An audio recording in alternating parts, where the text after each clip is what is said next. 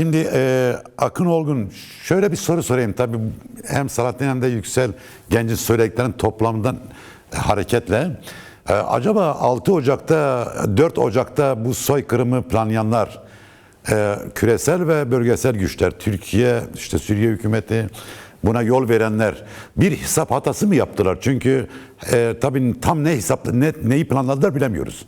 Yani büyük ihtimalle bizim bilmediğimiz birçok şey planlanmıştır, birçok alışveriş olmuştur. Ama görünen şuydu, yani bütün bir Rojava Kürdistan'ı haritadan silmekti.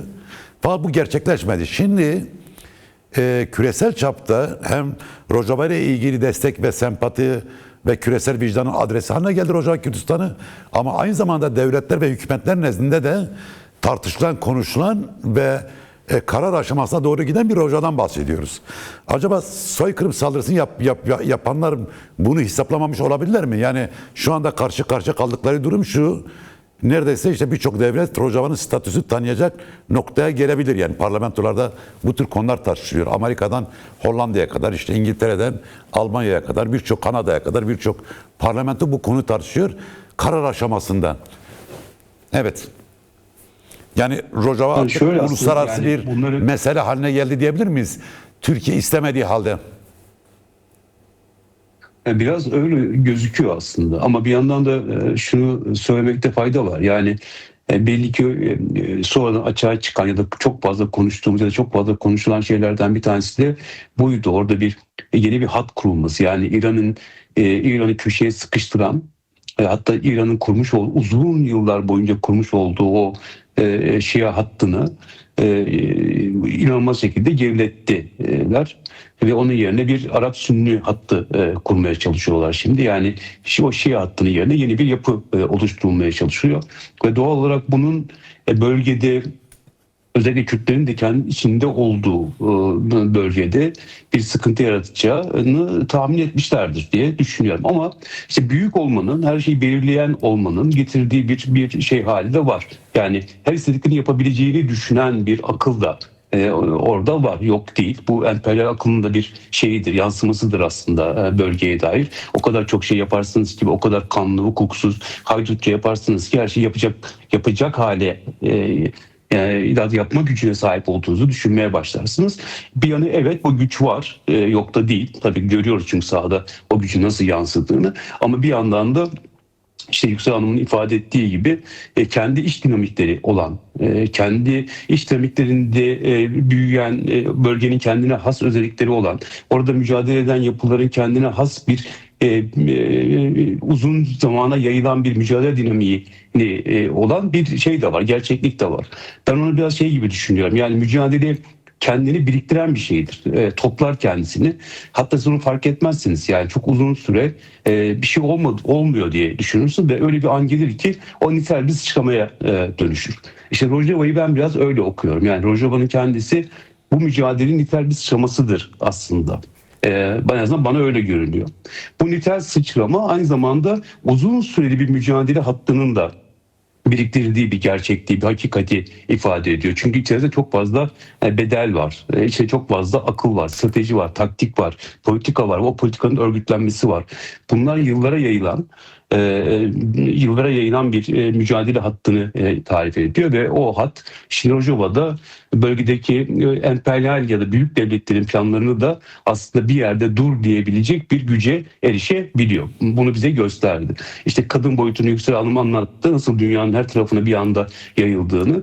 Ama bir yandan da şunu da ifade etmek lazım. Bu bir paradigmanın da sonucu. Sonuç itibariyle Kürt Özgürlük Hareketi'nin kurmuş olduğu özgürlükçü paradigma, özgürlükçü kadın paradigması da dahil çok geniş bir sahayı, dünyanın çok geniş kesimlerini etkileyebilen bir kapasiteye sahip. Ya da insanların bulamadığı, işte sömürülen, ezilen, kendini güçsüz hisseden, kendisini öteki hisseden çok büyük bir kesimin, dünyadaki çok büyük bir kesimin de dönüp baktığı bir paradigma aynı zamanda. Ya da kendisini içinde bulduğu, ya da kendisini içinde olarak güçlendiği de bir paradigma. Yani psikolojik olarak olabilir, ideolojik olarak olabilir, politik olarak olabilir. Şöyle diyebilir miyiz? Yani küresel çapta diyelim ki Japonya'dan Kanada'ya, işte Güney Afrika'dan Finlandiya kadar insanlar, sadece bu insanlar Kürt olduğu için bakmıyor değil mi? Yani Kürt olduğu için onlarla bir sempati Kesinlikle kurmuyor. öyle. Yani Tabii. bir de Ya bu sadece Kürtler nasıl bir tam onu hayat söylüyordum. nasıl bir hayat inşa etmek istiyorlar? Ona da bakıyor yani. Sonuç olarak bazen bu konuda Evet, yani ciddi biz manipülasyon bunu var da onun için soruyorum. Evet, yani bu tabii yani manipülasyon var. Onu belki ayrıca konuşabiliriz. Yani bu özellikle yenilgi üzerinden kendisini tırnak içerisinde tanımlayan ve oradan bir düşünceyi, bir duyguyu yaymaya çalışan bir akıl var ama biz şunu biliyoruz. Yani gördüğümüz şey bu. Dünyanın birçok parçasında insanları etkileyen bir paradigmadan, bir hareketten söz ediyoruz. Yani ve bu çok büyük bir başarıdır aynı zamanda. Bunu yapmak çok öyle kolay bir iş değildir. Orta Doğu'dan tüm dünyayı etkilemek kolay bir iş değil ya da Türkiye'den tüm dünyayı etkilemek öyle kolay bir iş değildir. Bugün işte Galler'den Kanada'ya şeye kadar Afrika'ya kadar birçok yerde konuşulan bir paradigmadan bahsediyoruz ve etkilerinden bahsediyoruz. Doğal olarak bu işte kadın saç örgüsü üzerinden başlayan etki bütün dünyaya yayılmasını da buradan biraz bakmak lazım. Yani bu paradigmanın gücü üzerinden tartışmakta fayda var diye düşünüyorum. Bu yüzden de bölgede hem ulus devletler açısından hem de büyük devletlerin müdahalesi, bölgeye dair planlarına dair oradaki direncin olması tabii doğal olarak o güçleri de bir dengeye doğru çekiyor ya da belli şeylere mecbur bırakabiliyor. Şu anda onu görüyoruz. Akın, sen nasıl bakıyorsun bu yani manipülasyonun, yalanın, işte dezenformasyonun aynı şekilde ideoloji ve politik saldırılarla böyle harmanlanarak, yani tabii ki ideolojik bir tartışma mümkündür. Politikayı tartışabilirsin. Ama böyle iç içe geçmeyecek. İdeolojik saldırıyı aynı zamanda yalanla besleyerek, dezenformasyonla besleyerek, politik işte rakabeti manipülasyon ve dezenformasyonla besleyerek bütün hatlarda böyle bir saldırıya geçerek yapıyorlar. Bunu nasıl okumak gerekiyor? Buradan bir şey çıkar mı sence?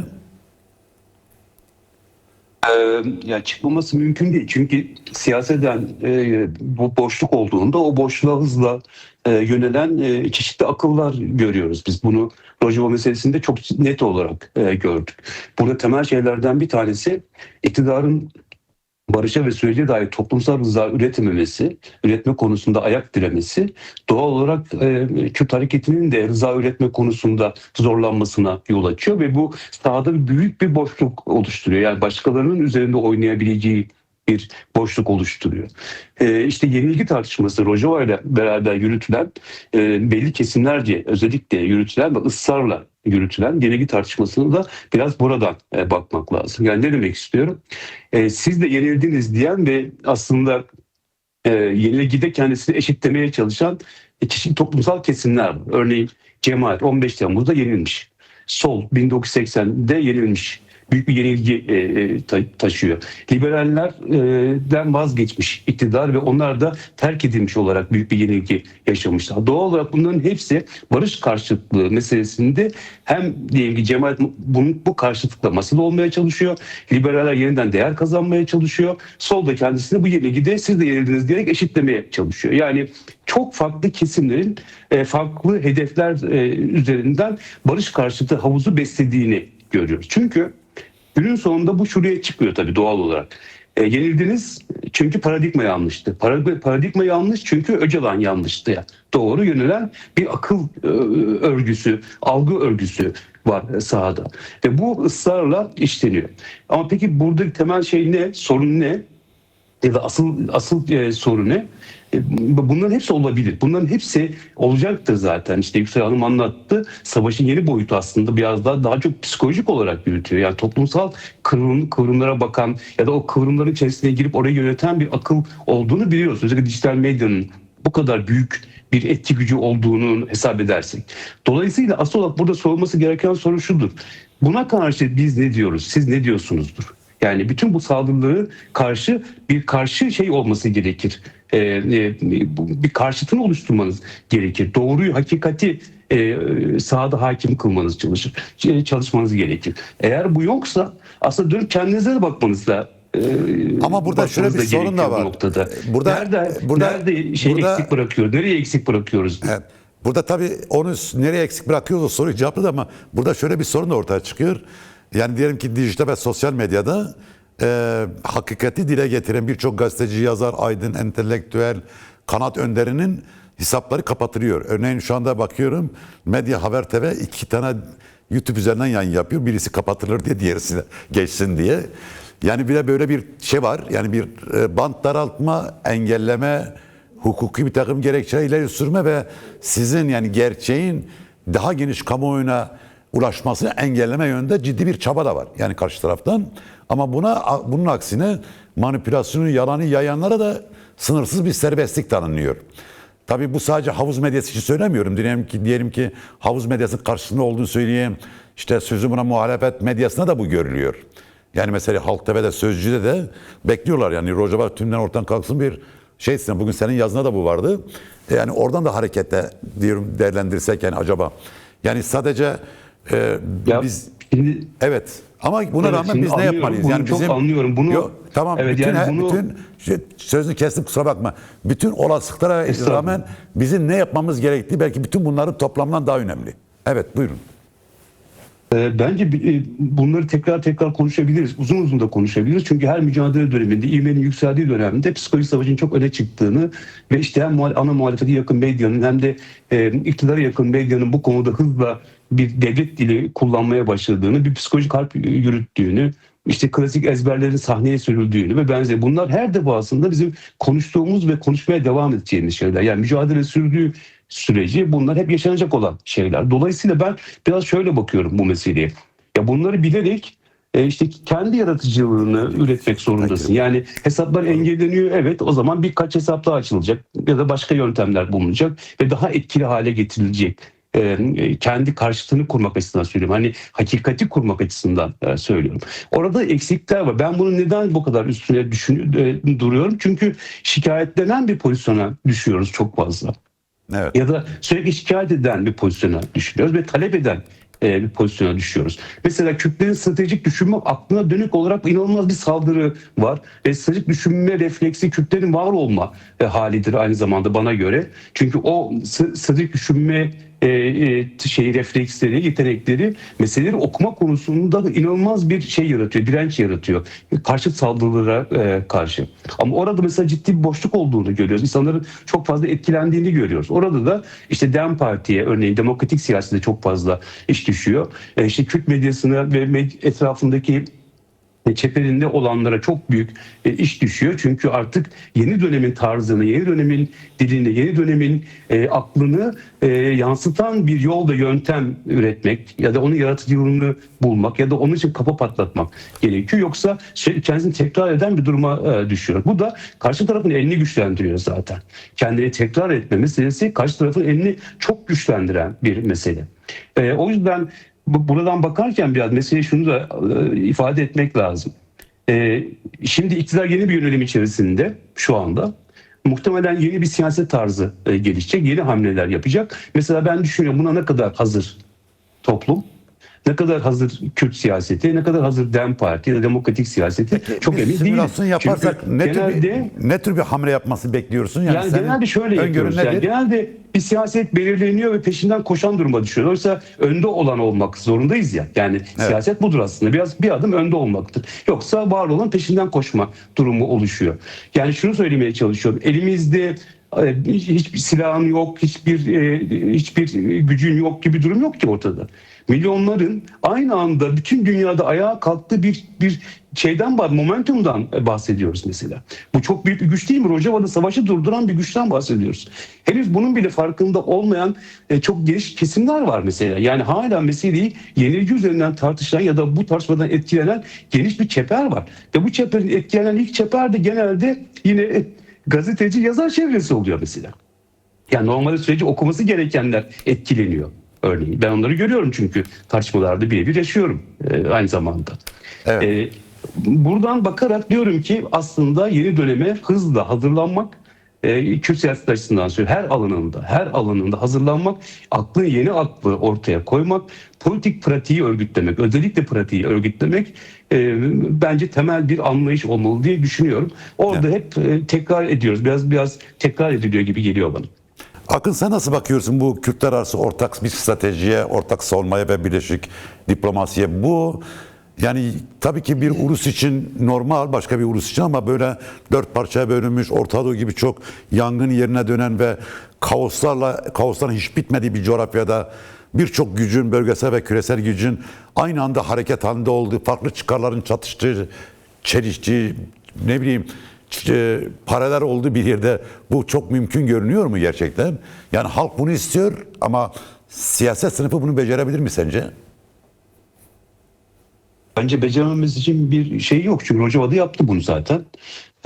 Pratik bir örneğini gördük biz Rojava'da. Olabileceğini bize gösterdi. Hem taban olarak öyle hem de üst yapı olarak, yani siyaset açısından da öyle. Bu olabileceğini gösterdi. Yani ortada bir kültür birliği, bir dil birliği, bir toprak birliği var ve bu ulusal bir tavrı da, bilinci de doğal olarak inşa ediyor ve böyle dönemlerde, özellikle bu tür dönemlerde, zorlamalı dönemlerde hızla yan yana gelebiliyor. Bence bunu daha siyasetin ileriki dönem açısından söyleyeyim. Ulusal birliğin bir konferans etrafında örgütlenmesi ya da ortak duygunun, ortak ruhsal birliğin sağlanmasının önünde hiçbir engel yok. Ayrıca Kürt siyaseti açısından da bakarsak, hareket açısından bakarsak Öcalan paradigması bu esnekliği çok fazla veriyor. Hatta öncülük de ediyor.